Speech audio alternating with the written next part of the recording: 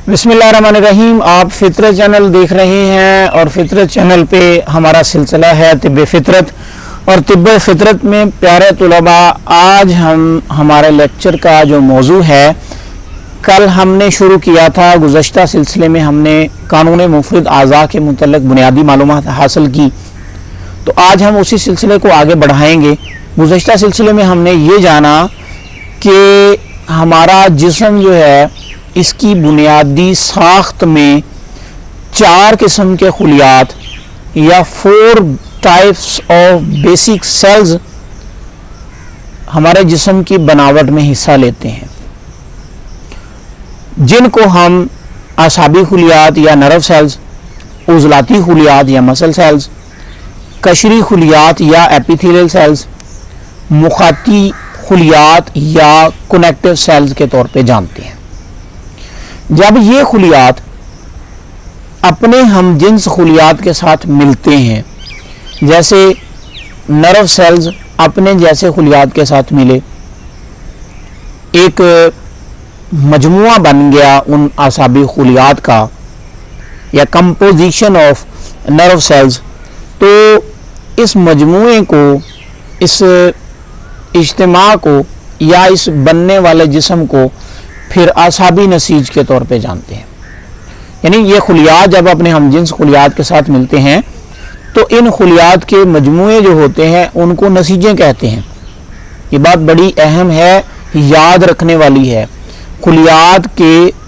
मजमुए को नसीजें कहते हैं या इंसजा भी कहते हैं, या इन्हें जदीद टर्मिनोलॉजी में टिश्यूज़ भी कहते हैं। तो किसी एक नसीज को टिश्यू कहते हैं और मजमुए को टिश्यूज़ कहते हैं या इंसजा कहते हैं या नसीजें कहते हैं। तो जब हम जिस्म के बनने के अमल को देखते हैं तो आसाबी खुलियात जब बाहम मिलते हैं तो इनसे नसीजे आसाबी तामीर होती है, यानी कि नर्व टिश्यू बिल्ड होता है। अब नर्व टिश्यू जो है ये हमारे जिस्म के अंदर फिर एक ख़ास किस्म का प्रोसेस या अफ़ाल अंजाम देता है। इसी तरह फिर जब हम मसल सेल्स या उज़लाती खुलियात को देखते हैं और उज़लाती खुलियात जब अपने हमजिन्स खुलियात के साथ मिल के एक जिस्म तामीर करते हैं तो उस जिस्म को हम नसीजे उज़लाती या मस्कुलर टिश्यू के तौर पे जानते हैं। इसी तरह जब हमारे जिस्म के अंदर मौजूद कशरी खुलियात अपने जैसे हमजिन्स खुलियात के साथ मिल के कोई एक जिस्म बनाते हैं या साख्त बनाते हैं तो उसे हम नसीजे कशरी या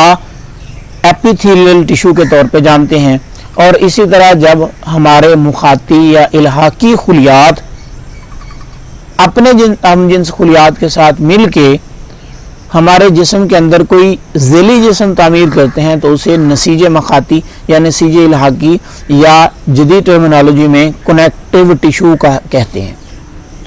तो अब यहाँ पे जो सबसे ख़ास बात है जो ज़हन नशीन करने वाली है वो ये है कि प्यारे तुलबा, हमारे जिस्म की तामीर में जितने भी खुलियात हिस्सा लेते हैं वो अपनी ज़िंदगी के निज़ाम को रखे हुए हैं, यानी वो ज़िंदा हैं। हर खुलिया ज़िंदा है, खा वो मुखाती खुलिया है, खा वो इल्हाकी खुलिया है, खा वो कशरी खुलिया है, खा वो उज़लाती खुलिया है, खा वो आसाबी खुलिया है। मुखाती और इल्हाकी एक ही किस्म के खुलियात होते हैं, यानी कि चारों किस्म के जो खुलियात हैं वो ज़िंदगी के तमाम लवाज़मात रखते हैं। वो ज़िंदा छोटे छोटे यूनिट्स हैं जिनकी बदौलत आगे ज़िंदा नसीजें तामीर होती हैं। तो कोई खुलिया भी ऐसा नहीं है जो ज़िंदगी के लवाज़मात नहीं रखता, या ऐसा हो कि जनाब वक़्त गुज़रने के साथ साथ किसी एक किस्म के खुलिये की ज़िंदगी मुअत्तल हो जाए और वो मर जाए लेकिन फिर भी जिस्म के अंदर रहे। ऐसा नहीं होता। जब भी कोई खुलिया हमारे जिस्म के अंदर मर जाता है, अपनी तबई उम्र पूरी कर लेता है या गैर तबई तौर पे मर जाता है, तो वो जिस्म से बाहर खारिज हो जाता है, वो जिस्म के अंदर नहीं रहता। कहीं पे अगर कोई किसी एक किस्म के खुलियात मुर्दा होने शुरू हो जाएं और वो वहीं पे मौजूद रहें تو وہاں پہ اکثر اوقات گینگرین ٹائپ مسائل پیدا ہونا شروع ہو جاتے ہیں. تو مطلب کیا ہے کہ یہ چاروں قسم کے جو خلیات ہیں یہ ہمارے جسم کی زندہ اکائیاں ہیں. یہ زندگی کے تمام لوازمات رکھتے ہیں، کھاتے ہیں، پیتے ہیں، اپنے فضلات خارج کرتے ہیں، ضرورت کے مطابق غذا حاصل کرتے ہیں، اپنا اپنا کام کرتے ہیں اور ہر وقت کرتے ہیں. کسی ایک وقت میں بھی کسی ایک قسم کے خلیات کا فعل بھی معطل نہیں ہوتا. یہ ہر وقت آپ کی آخری سانس تک اپنے اپنے افعال انجام دیتے ہیں. انہی افعال کے مجموعے کا نام ہماری زندگی ہے. یعنی اب یاد رکھیں کہ کسی ایک بھی قسم کے خلیات میں سے اگر غیر طبعی تبدیلی آتی ہے اور ان کی بہت ساری کثیر تعداد جو ہے وہ موت کی طرف چلی جاتی ہے یا سیلز کی موت ہونا شروع ہو جاتی ہے، تو بالآخر پھر انسان کی بھی موت واقع ہونا شروع ہو جاتی ہے. یعنی انسان بھی اپنی زندگی کے تسلسل کو ان خلیاتی زندگی کے بغیر قائم نہیں رکھ سکتا. تو سیلولر لائف، اب یہاں پہ غور کریں کہ یہ جو تحقیقات ہیں جنہیں صابر ملتانی صاحب رحمۃ اللہ علیہ نے پیش کیا، یہ کتنی ایڈوانس ہیں، کتنی فارورڈ ہیں، اور دیکھ لیں کہ کتنی سائنٹیفک ہیں. کہ جب بھی آپ دیکھیں ایک معالج جو ہوتا ہے نا، وہ ایک ماہر کاریگر ہوتا ہے. جس طرح اگر فرض کریں مثال کے طور پہ آپ کے پاس ایک کار ہے، تو جب اس کار کو آپ سمجھنا چاہیں گے تو لازمی طور پہ آپ اس کے الیکٹریکل سسٹم کو بھی دیکھیں گے، اس کے آئل سسٹم کو بھی دیکھیں گے، انجن کو دیکھیں گے، اس کے اندر بننے والے ایک ایک پرزے سے واقفیت حاصل کریں گے اور اس کے سارے اسرار و رموز جانیں گے. تو جو ایک طبیب ہوتا ہے وہ بھی، اس کے لیے بھی لازم ہے کہ وہ ہمارے جسم کے اندر ایک ایک پرزے کو جانے، اور جب بھی اس کو کسی پیچیدگی کو سمجھنا ہے، جب بھی اس کو کسی مشکل حالت کو یا غیر طبی حالت کو سمجھنا ہے، تو وہ تب تک نہیں سمجھ سکتا جب تک وہ جسم کی ابتدا سے شروع نہیں کرتا، جب وہ یہ جاننے کی کوشش نہیں کرتا کہ یہ خرابی کہاں سے شروع ہوئی ہے، کون سا ایسا بنیادی پرزہ ہے جو خراب ہو گیا ہے تو اب اس نے آئل کی جو ایوریج ہے اس کو خراب کر دیا ہے، یا کون سا ایسا پرزہ ہے جس میں غیر طبیعی حالت واقع ہوئی ہے کہ اس کی وجہ سے اس نے دھواں چھوڑنا شروع کر دیا ہے، یا اس کی سپیڈ میں فرق آ گیا ہے، یا انجن ہیٹ اپ ہونا شروع ہو گیا ہے. تو اسی طرح ایک طبیب کے لیے ضروری ہے کہ وہ جسم کو اس کے ابتدائی ذرے سے سمجھنے کی کوشش کرے، اور یہی بات صابر ملتانی صاحب نے ہمیں سمجھانے کی کوشش کی ہے قانون مفرد اعضاء کے تحت ہونے والی تحقیقات میں. انہوں نے فرمایا کہ ہمارے جسم کے اندر، ہمارا جسم اگر ایک زندہ یونٹ ہے تو ہمارے جسم کے اندر لاکھوں کروڑوں زندگیاں ہیں، اور ان زندگیوں کو اگر ہم گہرائی میں کلاسیفائی کر کے سمجھنا چاہیں تو وہ 4 قسموں میں تقسیم ہیں. وہ چاروں زندگیاں اپنے اپنے افعال انجام دیتی ہیں، اپنے اپنے کام کرتی ہیں، اپنے اپنی غذا حاصل کرتی ہیں، اپنی اپنی نسل کو آگے بڑھاتی ہیں، اور اپنے اپنے ساختوں کی حفاظت کی ضامن بھی ہیں. تو پھر اب جب ہم یہ جان چکے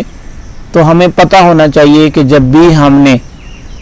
کسی بیماری کو سمجھنا ہے تو ہمیں یہ سمجھنا ہے کہ کس قسم کے خلیات میں کس قسم کی تبدیلی واقع ہوئی ہے. ٹھیک ہے جی. ہوتا یوں ہے کہ جب ہمارا جسم تندرستی سے بیماری کی طرف جاتا ہے تو کسی ایک قسم کے خلیات ہماری غذا کے غلط استعمال کی وجہ سے اوور ایکٹ کرنا شروع کر دیتے ہیں، زیادہ ورک کرنا شروع کر دیتے ہیں، یا اپنی کارکردگی کو دوسرے خلیات میں مسلط کرنا شروع کر دیتے ہیں. تو اس سے پھر کیا ہوتا ہے کہ وہ پہلے ایک قسم کے خلیات متاثر ہوتے ہیں، پھر انہی خلیات سے اسی قسم کی جو نسیج ہے یا ٹیشو ہے وہ متاثر ہونا شروع ہوتا ہے، پھر اس کے بعد اس نسیج کی خرابی کی وجہ سے یا اس ٹشو کی خرابی کی وجہ سے ہر وہ آرگن خرابی کی طرف جاتا ہے جس میں اس ٹشو کی زیادتی ہوتی ہے. یعنی ہمارے آرگنز جو ہیں یہ چاروں ٹائپس کے ٹشوز کے باہم ملنے سے مرکب ہوتے ہیں. تو ہوتا یوں ہے کہ ہمارے جسم کے کسی ایک عضو میں اعصابی خلیات کی کثرت ہوتی ہے, کسی ایک میں عضلاتی خلیات کی کثرت ہوتی ہے, کسی ایک میں قشری خلیات کی کثرت ہوتی ہے اور کسی ایک میں مخاطی خلیات کی کثرت ہوتی ہے. تو ہوتا یوں ہے کہ جب کسی ایک قسم کے خلیات متاثر ہوتے ہیں تو پھر اس سے اسی قسم کی نسیج متاثر ہوتی ہے, پھر اس سے ہر وہ عضو متاثر ہوتا ہے جس میں ان خلیات کی تعداد زیادہ تھی. اور پھر جب یہ خراب ہوتے ہیں تو چونکہ ہمارا جسم ایک جو سمجھیں کہ گلوبل ٹائپ ہے کہ جس میں چاروں قسم کی زندگیاں ایک دوسرے کے تعاون کی بدولت زندہ ہیں, ایک دوسرے کے تعاون کی بدولت زندہ ہیں, ہر ایک جو ہے ایک دوسرے کے لیے کام کر رہا ہے. تو کیا ہوتا ہے کہ جب خلیات میں خود غرضی پیدا ہو جاتی ہے, یعنی ان کو کسی ایک کو زیادہ ملنا شروع ہو جاتا ہے, تو یہ بالکل ویسے ہی اوور ایکٹ کرنا شروع کر دیتا ہے جس طرح ہمارے معاشرے میں جب کسی کو بہت زیادہ مل جاتا ہے تو وہ اپنے ارد گرد کے لوگوں کو حقیر جاننا شروع کر دیتا ہے اور ان کو تنگ کرنا شروع کر دیتا ہے. تو اسی طرح پھر جب ہمارے کسی قسم کے خلیات میں کوئی مخصوص قسم کی تبدیلی واقع ہوتی ہے تو وہ اپنے ساتھ موجود دوسری قسم کے خلیات کے اوپر مختلف قسم کے اپنے اثرات مرتب کرنا شروع کر دیتے ہیں. انہی اثرات کو ہم بیماریوں اور علامات کے طور پہ جانتے ہیں. تو جب بھی ہمیں علاج کرنا ہے, جب بھی ہمیں تشخیص کرنی ہے,